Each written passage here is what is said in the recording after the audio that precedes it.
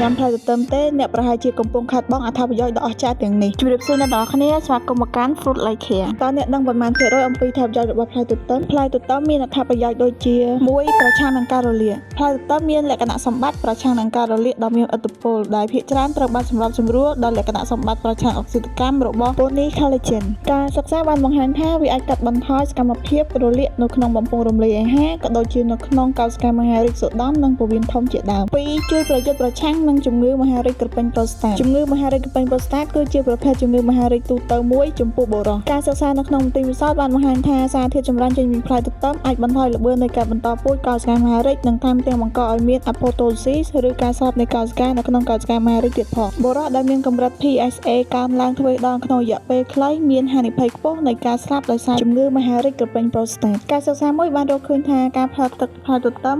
237មីលីលីត្រក្នុងមួយថ្ងៃបានបង្កើនពេលវេលានៃការកើនឡើងទ្វេដងនៃ PSA ពី15ខែដល់54ខែ3ប្រឆាំងនឹងជំងឺមហារីកសូដុនសារធាតុចម្រាញ់ចេញពីផ្លែទទឹមត្រូវបានបង្ហាញថារាងការបន្តពូជរបស់កោសិកាមហារីកសូដុនហើយថែមទាំងអាចសម្លាប់កោសិកាទាំងនេះបានខ្លះទៀតផងទោះបីយ៉ាងណាក៏ដោយផុសតាងបច្ចុប្បន្នត្រូវបានកំណត់ចំពោះការសិក្សានៅក្នុងមន្ទីរពិសោធន៍តែប៉ុណ្ណោះ4ជួយបន្ថយសម្ពាធឈាមជំងឺលើសឈាមគឺជាកត្តាជំរុញដ៏សំខាន់មួយនៃការគាំងបេះដូងនិងដាច់សរសៃឈាមខួរក្បាលនៅក្នុងការសិក្សាមួយអ្នកដែលមានជំងឺលើសឈាមបានជួបប្រទះនឹងការថយចុះគួរឲ្យកត់សម្គាល់នៃសម្ពាធឈាមបន្ទាប់ពីទទួលទានទឹកផ្លែទទឹម150មីលីលីត្រជារៀងរាល់ថ្ងៃរយៈពេល2សប្តាហ៍ជាពិសេសសម្រាប់សម្ពាធឈាម systolic ដែលជាចំនួនខ្ពស់នៅក្នុងការអានសម្ពាធឈាម5ទឹកផ្លែទទឹមអាចបន្ថយហានិភ័យនៃជំងឺបេះដូងអាស៊ីត folic ដែលជាអាស៊ីតខ្លាញ់សំខាន់នៅក្នុងផ្លែទទឹមអាចជួយការពារប្រឆាំងនឹងជំហានជាច្រើននៅក្នុងដំណើរការនៃជំងឺបេះដូង6ទឹកផ្លែទទឹមអាចជួយបញ្ហាងាប់លឹងទឹកផ្លែទទឹមត្រូវបានបង្ហាញថាអាច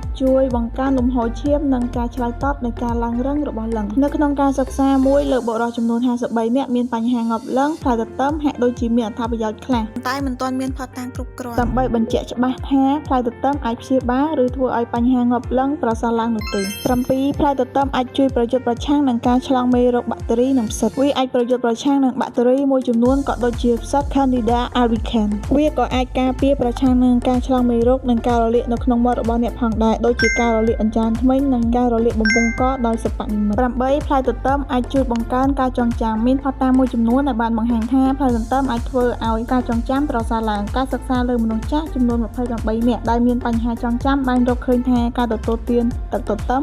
237មីលីលីត្រក្នុងមួយថ្ងៃបានធ្វើឲ្យប្រសើរឡើងគួរឲ្យកត់សម្គាល់នៅសញ្ញាសម្គាល់នៃការចងចាំផ្នែកពាក្យសម្ដីនិងការមើលឃើញហើយការសិក្សាទៅលើសត្វកណ្តុរក៏បានបង្ហាញផងដែរថាផ្លែទទឹមអាចជួយប្រឆាំងនឹងជំងឺភ្លេចភ្លាំងអាស្មា9ផ្លែទទឹមអាចធ្វើឲ្យប្រសើរឡើងនៅប្រសិទ្ធភាពលំហាត់ប្រាណការទទួលទានផ្លែទទឹម30នាទីមុនពេលហាត់ប្រាណជួយបង្កើនលំហូរឈាមពន្យាពេលចាប់ផ្ដើមនៃភាពអស់កម្លាំងនិងបង្កើនប្រសិទ្ធភាពលំហាត់ប្រាណ Finally thank you see you next video